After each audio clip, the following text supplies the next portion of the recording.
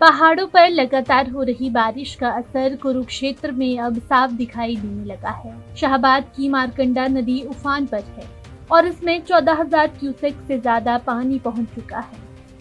नदी का जलस्तर बढ़ने से गांव कठवा सहित 2 से 3 गांव जलमग्न हो चुके हैं।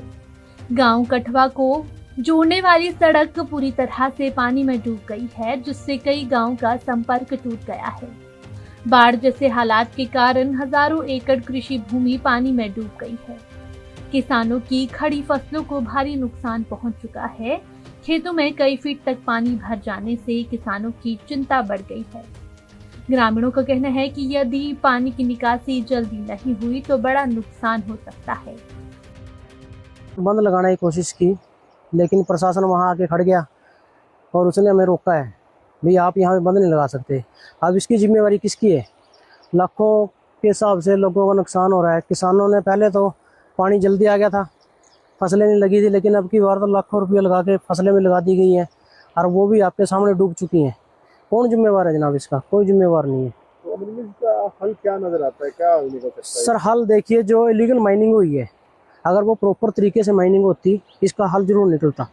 लोगों ने जैसा जिसके यानी कि वो बंदर बांट का काम किया है सरकार ने और प्रशासन ने, और अवैध माइनिंग कर रहे हैं जिन लोगों ने, आपको पता है उसमें गोली कांड भी हुआ था अवैध माइनिंग के कारण।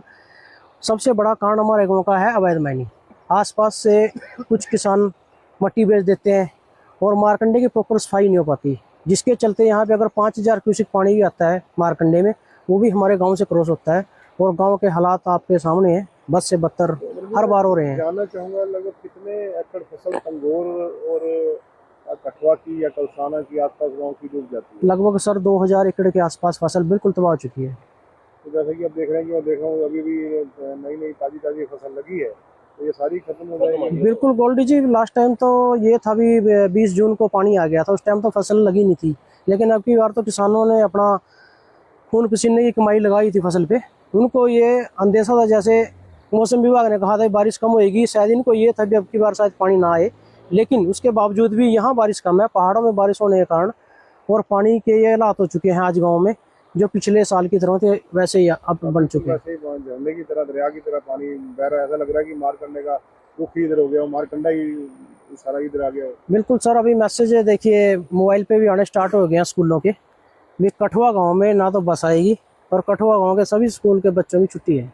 अच्छा जी। तो अभी जब तक ये हालात रहेंगे ऐसा ही रहेगा सर, ऐसा ही रहेगा।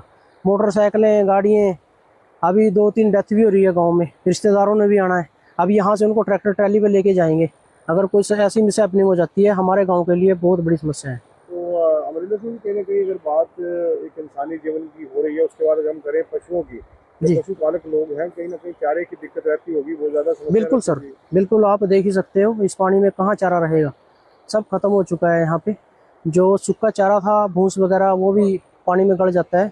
इसलिए ज़्यादा प्रॉब्लम तो इन्हीं जानवरों को आती है, जिन्हें सूखा चारा और हरा चारा चाहिए। किसानों का तो हम क्या कहें, उनको तो आदत पड़ चुकी है। हर साल सरकार मुआवजे के नाम पर उनको 500, 700, 1000, 2000 दे देती है, लेकिन हमारे गाँव में तो मुआवजा भी नहीं आया। लास्ट टाइम भी विधानसभा में तो कहा गया कि मुआवजा दिया गया, मुझे नहीं लगता, आप किसी भी किसान से पूछ लो यहाँ पे मुगल माजरा, कठुआ, तंगोर, किसी को मुआवजा मिला हो? कोई मुआवजा नहीं, कोई कुछ नहीं साहब। तो अमरिंदर जी, कई बार आपात स्थिति बन जाती है, लोग बीमार भी होते हैं, एम्बुलेंस भी आना जाना होता है, तो क्या सभी रास्ते बंद रह जाते हैं? सब बिल्कुल, आप चारों खाने चीते हैं जनाब। हम हमारा यहाँ से निकलना बिल्कुल ही वो है, खत्म है।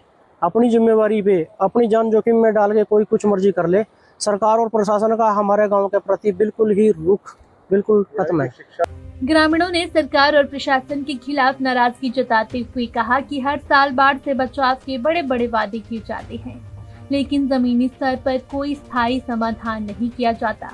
हर मॉनसून में गांव जलमग्न हो जाती है, सड़कें टूट जाती है, फसलें बर्बाद होती है और लोगों को भारी आर्थिक नुकसान भी उठाना पड़ता है। ग्रामीणों ने सरकार से स्थायी बाढ़ सुरक्षा व्यवस्था और प्रभावी जल निकासी के इंतजाम करने की मांग की है। पंजाब केसरी टीवी के लिए कुरुक्षेत्र से अशोक यादव की रिपोर्ट।